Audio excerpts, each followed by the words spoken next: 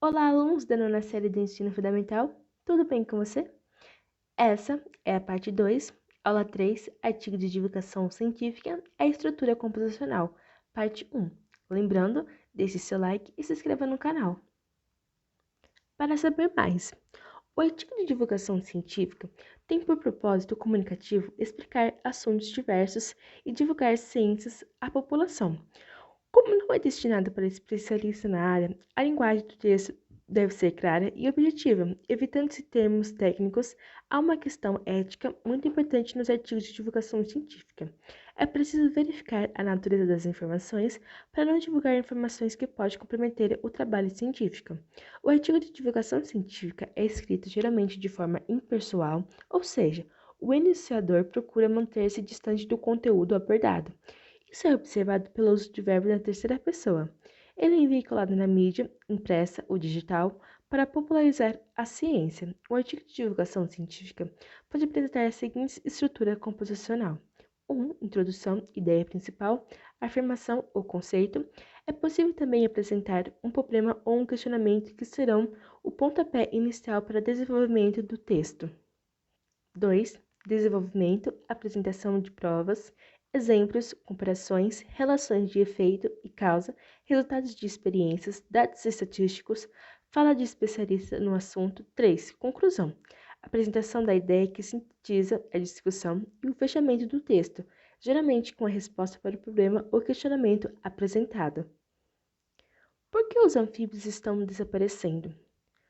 Quando o dorsal da floresta é removido, a luz solar passa a incidir diretamente sobre o solo, criando condições excessivamente quentes e secas para a maioria dos anfíbios. Nessas circunstâncias, muitos deles simplesmente desaparecem do local. Nas últimas 2 décadas, especialista em herpetologia, o estudo de anfíbios e répteis, tem registrado com frequência tendências alarmantes envolvendo populações naturais das espécies que estudam.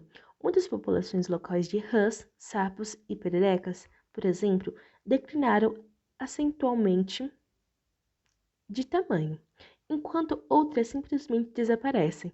O problema é preocupante e tem sido registrado em escalas planetárias. A revista técnica especializadas vem acompanhando a situação e mesmo revistas científicas de interesse mais amplos têm dado alguma atenção. O prestígio semanário científico Science, por exemplo, já publicou mais de um artigo sobre esse assunto. Em julho de 2006, a revista publicou uma carta assinada por cerca de 50 especialistas do mundo inteiro, quase um baixo-assinado, chamando a atenção para o desaparecimento global de anfíbios. Estariam esses e outros estudiosos mundo afora exagerando ou seria o desaparecimento desses animais resultado de um processo mais amplo e duradouro? Ocorre que o fenômeno às vezes pode ser explicado por fatores locais mais ou menos restritos. Esse seria o caso, por exemplo, da criação de clareiras no interior da floresta ou de desfloramento em pequenas propriedades.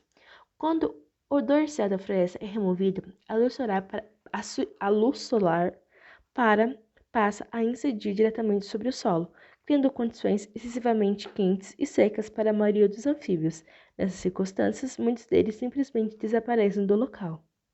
O desaparecimento local pode ter a ver também com a presença de animais introduzidos pelos seres humanos. Um exemplo pode ser visto em áreas de pastagem que abrigam copo d'água na época chuvosa.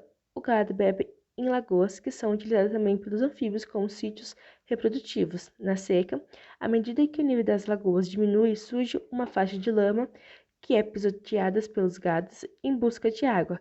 Pode parecer estranho para nós, mas as pegadas dos cascos pode ser suficientemente profunda a ponto de aprisionar anfíbios jovens que caem nelas e não mais conseguem sair.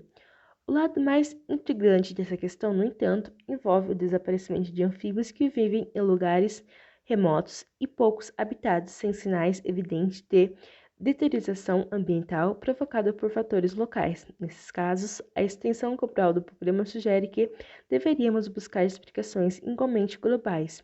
Um dos fatores que parece estar contribuindo de modo decisivo para o declínio numérico ou mesmo o desaparecimento de populações de anfíbios em escala planetária são as chuvas ácidas e o aumento da radiação ultravioleta provocada pela rarefação da camada de ozônio atmosférico. 1. Qual é o propósito comunicativo do texto? Sugestão de resposta: explicar os motivos que levam ao desaparecimento dos anfíbios. 2. Qual é a relação entre o título e o conteúdo do texto? Sugestão de resposta: o título apresenta um questionamento e o conteúdo do texto traz as explicações para o questionamento apresentado. 3. O autor apresenta duas explicações para o desaparecimento dos anfíbios. Uma, ele chama de explicação local. Outra, ele chama de explicação global. No quadro a seguir, exemplifique a ideia apresentada pelo autor. Explicação local, resposta: a elevação da temperatura e a criação de animais que pode destruir os espaços de reprodução dos anfíbios. A explicação global: a chuva ácida e o aumento da radiação ultravioleta em escala planetária estão provocando o declínio numérico ou mesmo o desaparecimento das populações de anfíbios. 4. De acordo com a organização das ideias do texto, em que parágrafo podemos encontrar as informações descritas no quadro? Marque com X no números que corresponde ao parágrafo do texto. Chuva ácida e raios ultravioletos estão contribuindo para o desaparecimento dos anfíbios. Então, parágrafo 9. Estudos que mostram o desaparecimento dos anfíbios. Parágrafo 2 e 3. O desaparecimento também tem a ver com a presença de animais em determinados ambientes. O autor cita o exemplo do gado. Parágrafos 5 e 6. O autor situa o problema discutido no texto. Parágrafo 1. O autor apresenta a resposta para o questionamento do texto. Parágrafo 4. O autor afirma a insistência dos pesquisadores em alertar sobre o desaparecimento dos anfíbios. Parágrafo 2. 5. No texto, observamos o uso em abundância do verbo na terceira pessoa e não na primeira. Que efeito de sentido essa construção promove no texto? Sugestão de resposta: o enunciador trata do objeto de discussão de forma distante, como se ele fosse um observador e apenas estivesse explicando tudo. Não há envolvimento pessoal, explícito ou direto. Aula 4, artigo de divulgação científica, a estrutura composicional, parte 2. 1. Na introdução, o autor apresenta a problemática. A que problema ele se refere? Sugestão de resposta: o problema destacado pelo autor é o desaparecimento dos anfíbios no meio ambiente. 2. No desenvolvimento, o autor explica as razões que motivam o desaparecimento dos anfíbios, como o autor desenvolve o texto para explicar o assunto. Sugestão de resposta: o autor mostra alguns fenômenos a partir de exemplificações que prejudicam o habitat dessa espécie, fazendo-os desaparecer. 3. Qual é a conclusão apresentada pelo autor para a questão levantada? Sugestão de resposta: dois fatores que parecem estar contribuindo de modo decisivo para o declínio numérico ou mesmo o desaparecimento de populações de anfíbios em escala planetária são as chuvas ácidas e o aumento da radiação ultravioleta, provocado pela rarefação na camada de ozônio atmosférico. 4. Para acessar a credibilidade das informações apresentadas, qual é o recurso que o autor utiliza no texto? Sugestão de resposta: o autor cita a preocupação de cientistas expressa em periódicos, desculpe se falei errado, periódicos, sobre a redução do número de anfíbios ao longo do tempo. O autor afirma que o desaparecimento dos anfíbios é um problema, mas ele recorre às vozes especializadas para sustentar essa ideia. Sugestão de resposta: o autor cita a preocupação de cientistas expresso em... Já fiz essa pergunta e resposta, desculpem. 5. Você acha que as explicações do autor são coerentes e pertinentes? Então aí é uma resposta pessoal, tá bom? Aula 5. De quem é a voz? Exemplo 1. Para Davi Canassa, diretor das reservas Votorantim. Os números do balanço impressionam. Tem 13,05% das espécies animais ameaçadas da extinção na Mata Atlântica, em nossa área no animal, e reforça a importância e o compromisso do legados das águas em manter a área conservada. Exemplo 2. Um levantamento realizado pelo Legado das Águas, maior reserva privada da Mata Atlântica do país, mostrou que, em seus 8 anos de existência, as pesquisas científicas e monitoramento da fauna e flora já registram 1.765 espécies na área, localizada no Vale do Ribeira Paulista. Deste total, 809 são espécies animais, e neste mesmo grupo, 50 estão ameaçadas de extinção. 1. Leia o enunciado apresentado abaixo e, após discutir com seus colegas, identifique a fonte do dizer, pessoas ou instituição responsável pela fala, se os exemplos fazem referência à citação direta ou indireta e as formas linguísticas utilizadas para fazer a citação. 1. Alunos, não irei ler essa parte, irei direto para a resposta, tá bom? Então, o enunciado, a fonte do dizer, o tipo de citação, a marca linguística que introduz o dizer do outro. Então, A. Bernardo Starbucks.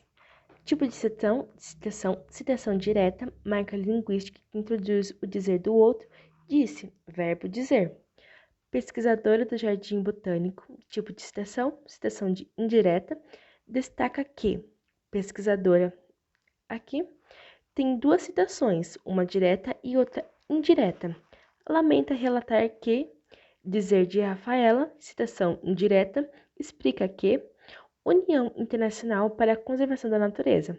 A citação é indireta. Segundo. 2. Abaixo apresentamos um fragmento do texto. Suponha que você e sua dupla vão usar esse trecho em um artigo de divulgação científica e precisam justificar essa temática no texto. Como você faria uma citação direta e uma citação indireta dessa porção textual? Faça isso no quadro a seguir. Então, a citação direta, Alves diz que a preservação e conservação são termos diferentes, mas podem ser equacionadas. Alves diz a preservação e conservação são termos diferentes, mas podem ser equacionados. Citação indireta, para Alves, há diferença entre os termos preservação e conservação. O primeiro termo refere-se à proteção integral do meio ambiente, o segundo termo tem sentido de sustentabilidade, uma vez que é possível explorar os recursos naturais, mas de forma consciente. Segundo o pesquisador, esses termos se complementam. Aula 6, hora da pesquisa. Atividade 1 é hora de pesquisar. Com o auxílio do seu professor, faça uma pesquisa sobre os temas: A. Os motivos que levam as tartarugas à extinção. B. A importância das tartarugas no ecossistema marinho. No momento da pesquisa, atente-se para buscar informações relacionadas aos assuntos abordados, consultar materiais impressos ou digitais de outras fontes de informações seguras, buscando exemplos, dados estatísticos, fala de especialista, projetos relacionados ao tema. Registrar dados interessantes que possam sustentar o seu texto, inclusive as fontes de onde foram retiradas as informações. Selecionar trechos que você considera importante para fazer citação no seu texto. Lembre-se que você deve citar a fonte da informação. Agora, com essas orientações, você já pode colocar a mão na massa. Vamos anotar os dados da pesquisa em seu caderno, ok? Aula 7, Produção Textual, Artigo de Divulgação Científica, Parte 1. Orientação para a escrita do texto. 1. Planeje a escrita do artigo de divulgação científica, considerando os seguintes processos de textualização. A. Introdução. Faça uma conceitualização da temática e apresente o problema ou o questionamento a ser discutido. Ao longo do texto, lembre-se de que vocês terão de responder no texto as seguintes questões. Por que as tartarugas estão desaparecendo? B. Desenvolvimento. Apresente explicações, dados de pesquisa, fala de especialistas e outras informações que vocês consideram importantes para discutir a temática, sempre na busca de responder às questões apresentadas. C. Conclusão. Apresente resposta para questões que você problematizará ou questionará no início do texto. 2. Organize os parágrafos do texto de modo que eles tragam informações suficientes para comunicar a ideia. Lembre-se de que os parágrafos precisam estar articulados. 3. Observe um mecanismo de retomada no texto. Cuidado para não repetir palavras. Faça citações diretas ou indiretas no texto, pois a pesquisa que você desenvolverá dará condições para isso. Escreva um artigo de divulgação científica em terceira pessoa, mantendo-se distanciada do tema abordado. Produza o texto em seu caderno. Aula 8. Produção textual. Artigo de divulgação científica, parte 2. 1. Faça a revisão do texto conforme os critérios a seguir. Critérios.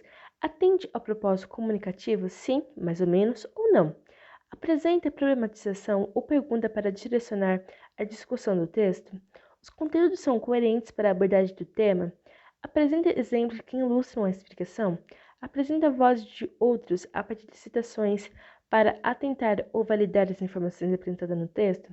Apresenta a conclusão que traz explicitamente resposta que atende às perguntas feitas no texto. Apresenta impessoalidade. Então esse foi o vídeo, espero muito que tenha ajudado vocês. Tchau, tchau e até os próximos vídeos.